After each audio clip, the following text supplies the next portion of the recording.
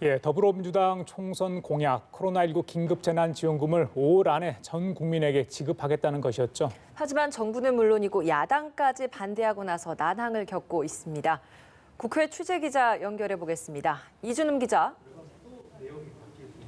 네, 정부는 재난지원금을 소득 하위 70% 이하의 선별 지급하겠다는 내용의 추경안 7조 6천억 원을 국회에 제출했는데요. 민주당은 이를 증액해 전 국민 지급으로 대상을 확대한 뒤 5월 내 지급하겠다는 게 목표입니다. 하지만 재정 여력을 이유로 정부 반발이 만만치 않은 상황에서 야당마저 기존 입장을 바꿨습니다. 선거운동 당시 황교안 대표가 전 국민 50만 원 지급을 공약하는 등 큰 틀에선 생각이 다르지 않은 듯했던 미래통합당이 선별 지급으로 입장을 선회한 겁니다. 이 간극을 좁히기 위해 여야 원내대표가 만나 추경안 처리 방향과 일정 등을 협의하려 했지만 어제 한 차례 회동 시도가 불발됐는데요. 전 국민에 지급하되 액수를 줄이자는 등 다양한 대안이 나오고 있지만 아직까지 회동 일정이 잡히지 않는 등 오늘도 협상 차질이 계속되고 있습니다. 예, 이 기자, 각 당 소식도 좀 알아볼까요? 민주당 내에서는 당내 권력 지형의 지각 변동이 시작되고 있다고요. 네, 일단 이인영 원내대표의 임기 1년이 되는 다음 달 7일 신임 원내대표 경선이 열립니다. 21대 국회가 시작하면 야당과 원구성 협상을 책임져야 하는 막중한 자리인데 벌써부터 물밑 경쟁이 치열합니다.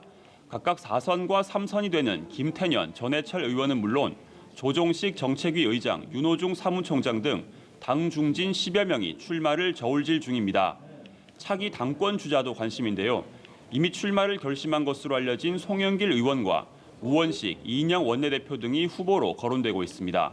특히 총선 이틀 뒤인 지난 17일 이낙연 전 국무총리가 포함된 당 지도부가 청와대를 찾았고 일부 참모가 이 전 총리에게 당 대표 출마를 권유한 것으로 알려지기도 했습니다. 네, 통합당 상황도 좀 살펴보죠. 총선 패배 후에 비대위 구성을 두고도 갈팡질팡하고 있는 모습인데 통합당 분위기 어떻습니까? 네, 미래통합당 아직 총선 패배 충격을 완전히 털어내지 못하고 있습니다. 최고위에선 김종인 비상대책위원회를 출범시키는 쪽으로 의견을 모았지만 어제 총선 이후 처음으로 열린 의원총회에선 내부 인사로 비대위를 꾸린 뒤 차기 지도부를 구성하자는 주장이 우세했습니다. 결국 의원총회에서도 결론을 내지 못했는데요.